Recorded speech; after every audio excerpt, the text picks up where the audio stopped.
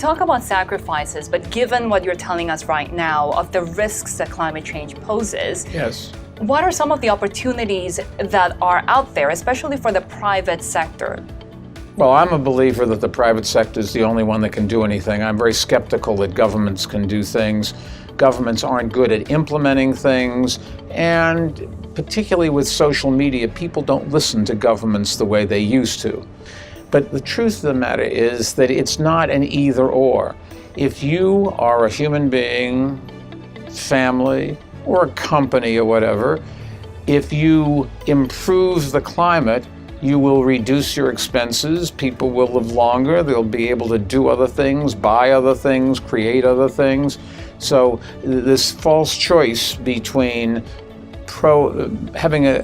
doing something about climate change and having a good economy is just made up by people that don't want to change. And I think that if you said to me, what are you doing that's improved your life with climate change? Well, I breathe better. I have less pollutants going into my body, so I'm going to live longer. And I care very much about living longer, quite honestly. So if I have to make a sacrifice, I'm getting something back for it. Given those considerations, does that mean that you're optimistic that business leaders will make that choice, will actually take into account climate when making those business decisions? I don't think there's any question that a lot of businesses are doing that every single day. The question is, will all businesses or a majority of the businesses do it? What's really happening here, no matter what the government says, companies are driven by capitalism, not by the government. Government doesn't like to hear that, but that's the truth.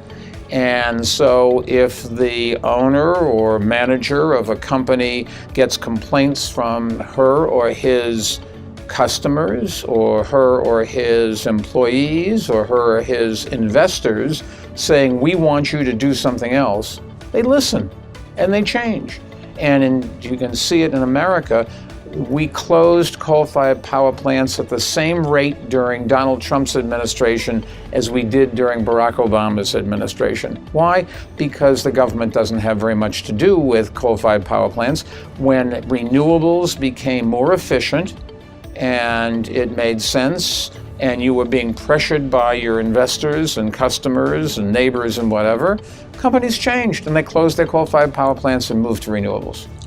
They want to change, but do they have all of the information that they need to make those decisions? Why is measuring and disclosing climate risk so important? Well, one of the ways to pressure a company is to say your pollutants, your climate-friendly behavior is more or less than another company. You have to be able to compare. And so there are organizations, we happen to support a couple of them and fund a couple of them, but there are ways in the whole ESG world where everybody's talking about this to say, look, you're not doing as good a job as the other company, and I'm a stockholder in your company, and I want you to do this, and I can show you, because of this measure, that you're not doing what you could do, whether you like it or not. We have a saying at Bloomberg, if you can't measure it, you can't manage it.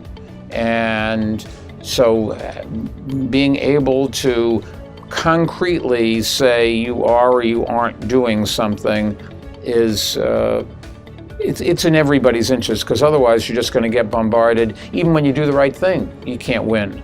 So this way, at least if you do the right thing, you can.